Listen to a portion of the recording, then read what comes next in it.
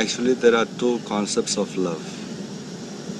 One love is what comes from the head, intellect, and senses, which we call ishq mizazi.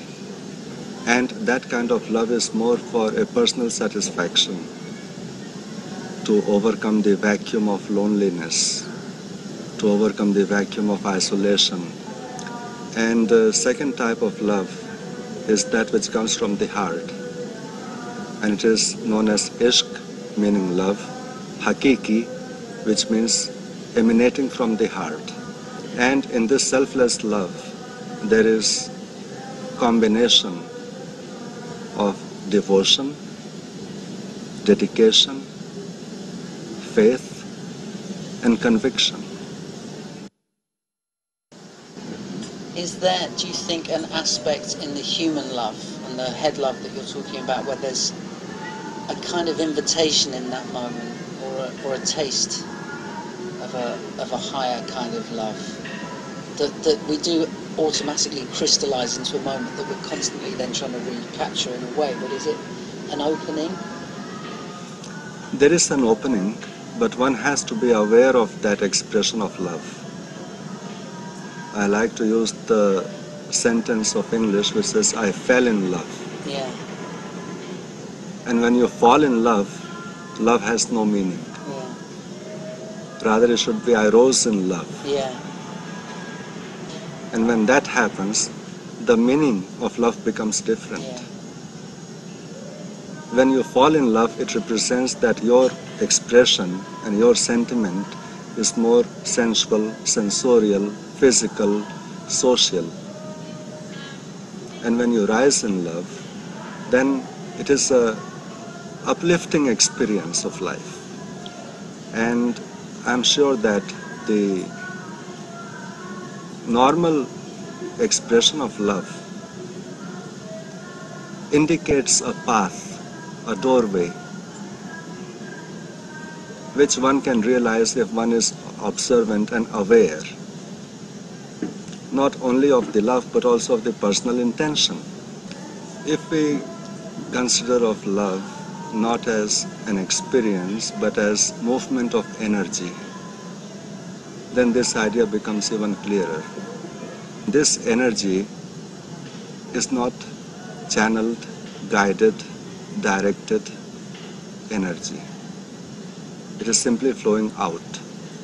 And the medium through which this energy flows out are the senses, the mind, and the intellect.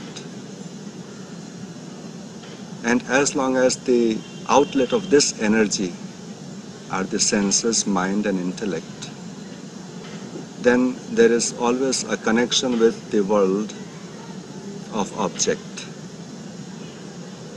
an association with object. I look at you. I'm associating with a person. My energies are flowing towards you. When senses are involved, when intellect is involved, when mind is involved, then I try to see what you can do for me. And it becomes a very personal, one-way relationship. I expect something from you. I need something from you. And in course of time, I begin to demand something from you. But if this same energy, through a meditative process, you are able to contain it, and instead of allowing it to flow through the senses outwards, instead of the interference of the intellect and mind, you are able to rein in this energy and cut off the connections with the world of object, then it becomes another power, another force. And that fills you up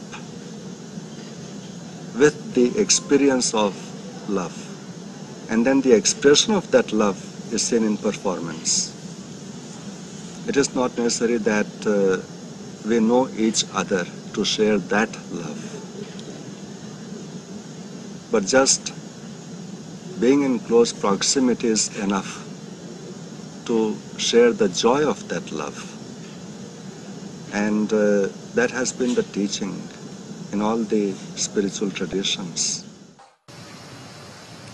If we perceive that supreme reality or energy or consciousness that people call God in each and every aspect of creation, and God does not only remain a process of one's imagination,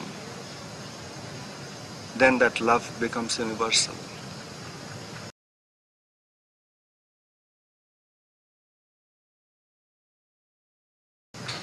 And through performance, no matter what act you do, it becomes a channel to express that energy within you. If spirituality is our destiny in life, then we have to come to this expression of the better quality of our heart, which encompasses all beings.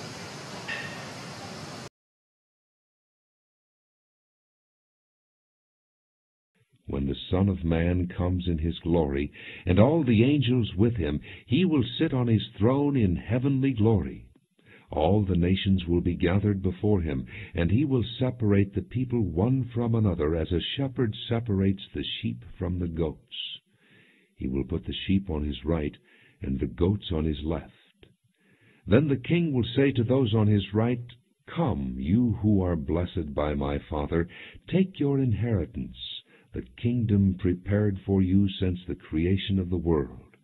For I was hungry, and you gave me something to eat. I was thirsty, and you gave me something to drink. I was a stranger, and you invited me in. I needed clothes, and you clothed me. I was sick, and you looked after me. I was in prison, and you came to visit me."